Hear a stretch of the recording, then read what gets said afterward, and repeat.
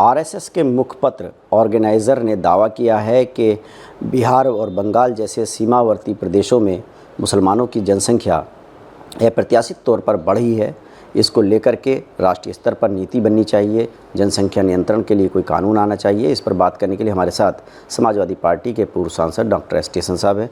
हसन साहब, ऑर्गेनाइज़र ने जो ये अपनी रिसर्च के बाद दावा किया है कि मुस्लिमों की आबादी जो है सीमावर्ती इलाक़ों में बढ़ी है, बंगाल में, आसाम में, बिहार में, क्या कहना चाहेंगे? देखिए, कुछ प्रदेशों में चुनाव आ रहे हैं।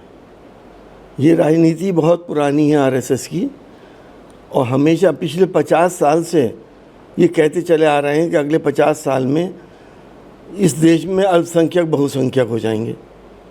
अभी तक तो हुए नहीं। तो ये डराना, हिंदू भाइयों को बहकाना और एक राजनीतिक फ़ायदा उठाने के लिए इस तरह की बातें की जाती हैं। ये भी कहा जा रहा है कि अगर जनसंख्या नियंत्रण नहीं हुई, इसके लिए कोई राष्ट्रीय स्तर पर नीति नहीं बनी तो हालात जो है बेकाबू हो जाएंगे, इसलिए जनसंख्या नियंत्रण के लिए कोई राष्ट्रीय स्तर पर नीति बननी चाहिए। देखिए, जनसंख्या यकीनी तौर पे ज़्यादा है हमारी, लेकिन वो कोई अभिशाप नहीं है। जनसंख्या एक एसेट है हमारे देश के लिए। इतना बड़ा हमारा मार्केट है, इतनी बड़ी हमारी इकनॉमी है, उसकी मेन वजह हमारी जनसंख्या ही है। लेकिन हाँ, ये मैं मानता हूँ कि अब सैचुरेशन पॉइंट आ गया।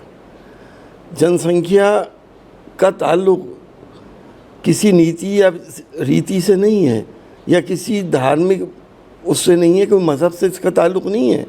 इसका ताल्लुक़ गरीबी और इलिटरेसी से है।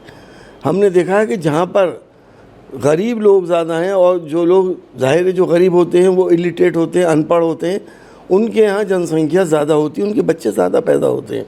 सरकार को चाहिए कि एक राष्ट्रीय नीति बने कि कोई भी इंसान गैर पढ़ा लिखा हमारे देश में ना रहे, जनसंख्या ऑटोमेटिकली कंट्रोल हो जाएगी। तो मतलब आपका ये कहना है कि जो गरीब हैं, अशिक्षित हैं, उनमें जनसंख्या बढ़ रही है, ना कि सिर्फ मुसलमानों में? यकीनी तौर पर कोई मुसलमान मुझे ऐसा दिखा दिए जो पढ़ा लिखा हो और अच्छे स्टेटस का हो, उसके यहाँ जो है 8-8, 10-10 बच्चे हुए हों।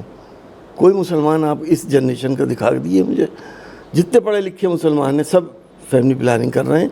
और वैसे भी ये रिपोर्ट आ चुकी है कि मुसलमानों का फर्टिलिटी रेट औरों के मुकाबले कम हुआ है। तो मुसलमानों से क्यों डराते हैं ये लोग?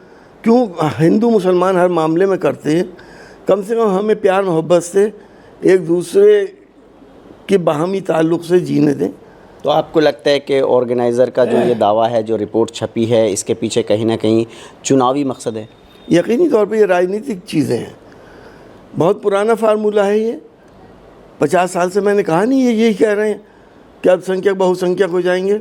एक रिपोर्ट है जिसमें ये बात कही गई है कि अगर हिंदुस्तान का मुसलमान बिल्कुल फैमिली प्लानिंग ना करे और सारे हिंदू भाई फैमिली प्लानिंग करें, तो भी 2000 साल लगेंगे मुसलमान को हिंदू भाइयों के बराबर आने में।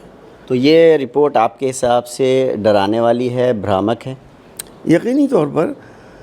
लेकिन अब हमारे हिंदू भाई ये जानते हैं कि रिपोर्ट्स क्यों आती हैं और किस वक्त आती हैं।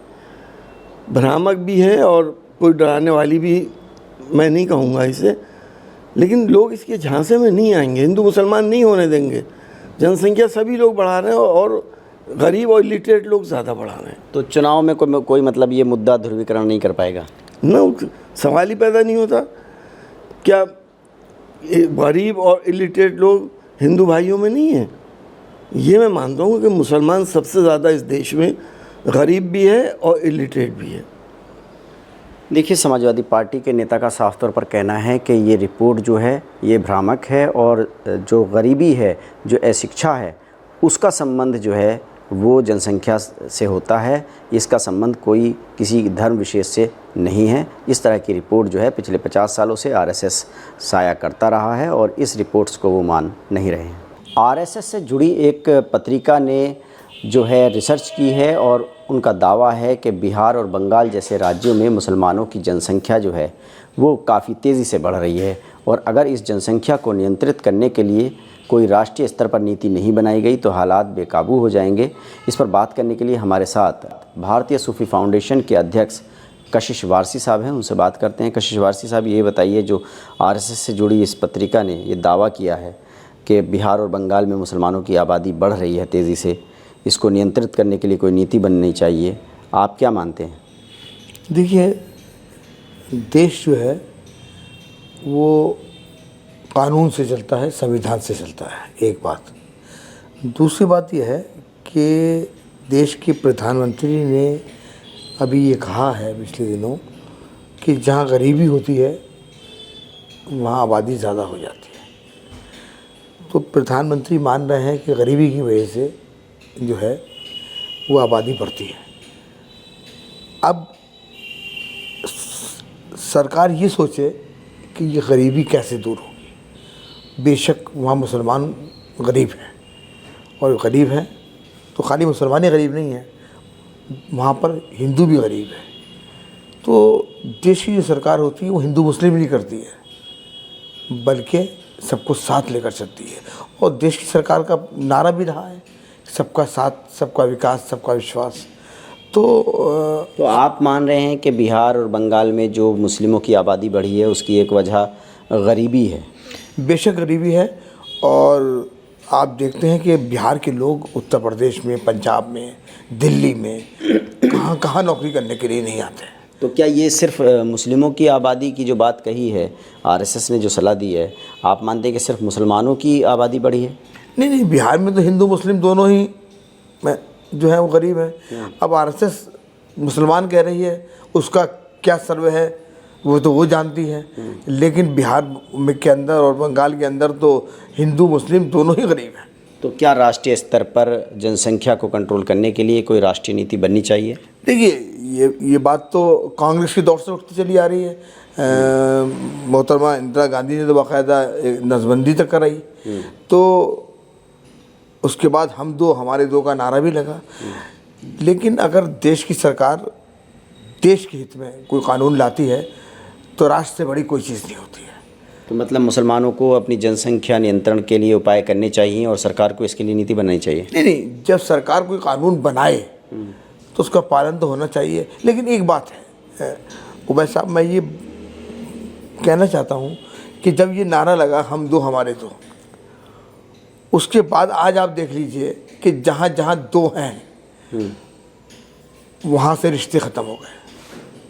कहीं से ताया चचा का ख़त्म हो गया, कहीं से खाला का रिश्ता ख़त्म हो गया, मौसी का रिश्ता ख़त्म हो गया, कहीं से फूफी और भतीजे का रिश्ता ख़त्म हो गया, कहीं से मामू का रिश्ता ख़त्म हो गया। जनसंख्या नियंत्रण के लिए नीति बननी चाहिए या नहीं बननी चाहिए, इस पे नियंत्रण होना चाहिए देश की जनसंख्या पर? भाई देखिए, एक बात सुन लीजिए, मैं तो ये कहूँगा कि बेहतर तो ये है कि जो राष्ट्र हित में हो वो होना चाहिए। तो आपको लगता है कि आरएसएस ने जो सलाह दी है वो ठीक है, और राष्ट्र हित में अगर ये बेहतर है तो नीति बननी चाहिए? नहीं, मैं आरएसएस के बयान का समर्थन नहीं करूँगा। मैंने क्या कहा कि जो देश की सरकार तय करे, आरएसएस सरकार नहीं है, सरकार होती है, तो जो सरकार तय करे, और सरकार हमेशा किसी मज़हब की दुश्मन नहीं होती है, हर मज़हब को साथ देकर चलती है। और देश की सरकार जो कानून बनाएगी वो खाली मुसलमानों के लिए नहीं होगा, बल्कि वो सबके लिए होगा। और जब जो सबके लिए होगा तो वो राष्ट्रहित में होगा, और हम राष्ट्रहित के साथ हमेशा रहें, राष्ट्रवाद के साथ हमेशा रहें, और मुसलमान भी जो है वो राष्ट्रवादी रहा। मतलब जनसंख्या नियंत्रण के लिए अगर भारत सरकार कोई नीति बनाती, कानून बनाती, तो उसका आप स्वागत करेंगे? बिल्कुल स्वागत करेंगे। राष्ट्रहित के अंदर है, राष्ट्रवाद के अंदर अगर है, हम राष्ट्रवादी लोग हैं और हम राष्ट्रहित की हर चीज़ का समर्थन करते हैं। देखिए, कशिश वारसी साहब का साफ तौर पर कहना है कि वो राष्ट्रवादी लोग हैं, और अगर भारत सरकार इस सिलसिले में कोई कानून बनाती है, कोई राष्ट्रीय नीति बनती है जनसंख्या नियंत्रण के लिए, तो उसका वो स्वागत करेंगे। Baidur Rahman, ABP news network, Moradabad. For exclusive and insightful videos, subscribe to our new channel ABP Live Premium.